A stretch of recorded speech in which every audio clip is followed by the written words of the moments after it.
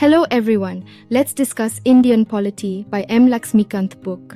Chapter 1, Historical Background.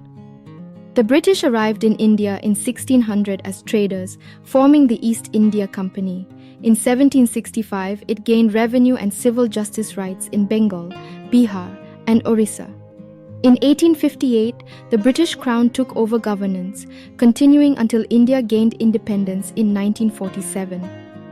The Constitution was created in 1950, but features of the Indian Constitution and polity have roots in British rule, influenced by the Company Rule 1773 to 1858 and Crown Rule 1858 to 1947. The Company Rule 1773-1858, Regulating Act of 1773. The Regulating Act of 1773 was a significant British act that aimed to control and regulate the East India Company's affairs in India. It established the Governor-General of Bengal, created an executive council, made Bombay and Madras presidencies subordinate to Bengal, established a Supreme Court in Calcutta, prohibited private trade and bribes, and strengthened British government control by requiring the Court of Directors to report on India's revenue, civil and military affairs. Amending Act of 1781. The Amending Act of 1781 exempted the Governor-General, Council, and company servants from Supreme Court jurisdiction, excluded revenue matters, and granted the Supreme Court jurisdiction over Calcutta's inhabitants. It also required the court to administer personal law, allowing appeals from provincial courts to be addressed by the Governor-General in Council, and empowered the Governor-General in Council to frame regulations. Pitt's India Act of 1784. The Pitt's India Act of 1784 established a double government system in the British Company, dividing its commercial and political functions. It allowed the Court of Directors to manage commercial affairs and created a board of control to oversee political affairs.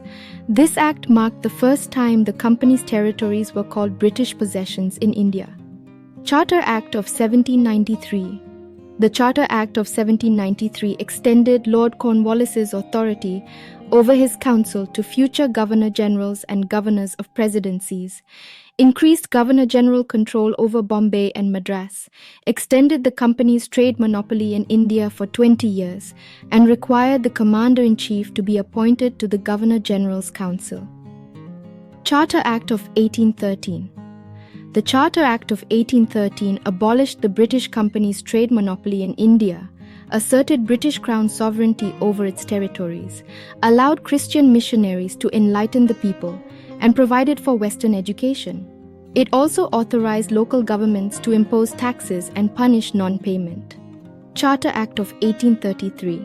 The Charter Act of 1833 marked the final step towards centralization in British India.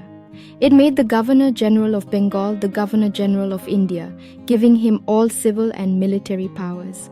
It also deprived the governors of Bombay and Madras of their legislative powers, giving the Governor-General exclusive legislative powers for British India.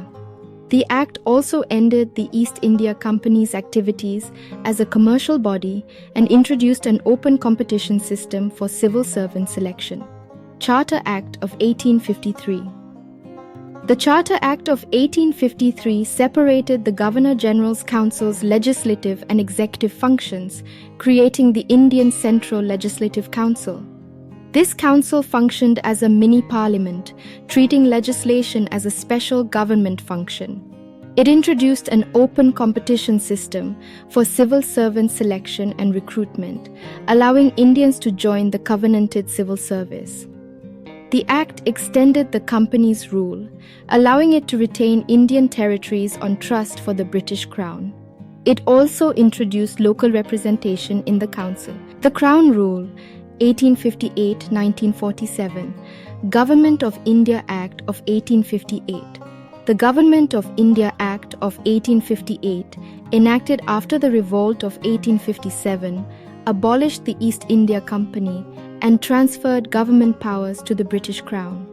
It changed the Governor-General of India to Viceroy of India, making Lord Canning the first Viceroy of India. The Act abolished the double government system, created a new office, and established a 15-member Council of India. The Act primarily improved administrative machinery for supervised and controlled Indian government in England without significantly altering the existing system of governance in India. Indian Councils Act of 1861. The Indian Councils Act of 1861 was a significant act in India's constitutional and political history, enacted by the British Parliament in 1861, 1892, and 1909. It aimed to associate Indians with the law-making process, initiating decentralization by restoring legislative powers to Bombay and Madras presidencies. The Act also established new legislative councils for Bengal, northwestern provinces, and Punjab. It empowered the Viceroy to make rules and orders for easier business transactions, recognized the portfolio system, and allowed the Viceroy to issue ordinances during emergencies without Legislative Council concurrence. Indian Councils Act of 1892. The Indian Councils Act of 1892 increased the number of non-official members in central and provincial legislative councils while maintaining official majority. It increased council functions, allowing them to discuss budgets and address executive questions.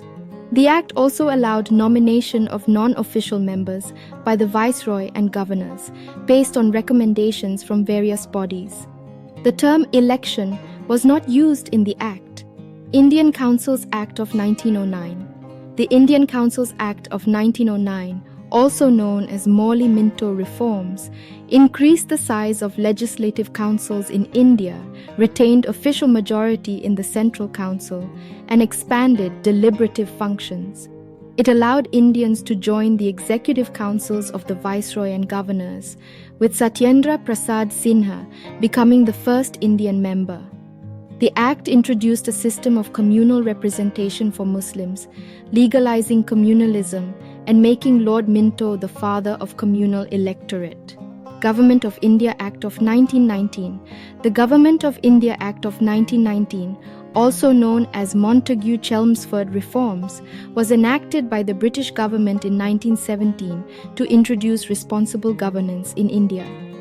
The Act relaxed central control over provinces, divided provincial subjects into transferred and reserved parts, introduced bicameralism and direct elections, required 3 of the 6 members of the Viceroy's Executive Council to be Indian, extended communal representation, granted franchise to a limited number of people, created a new office of the High Commissioner for India in London, established a Public Service Commission, separated provincial budgets from the central budget, and appointed a statutory commission to investigate and report on its workings after 10 years of its implementation.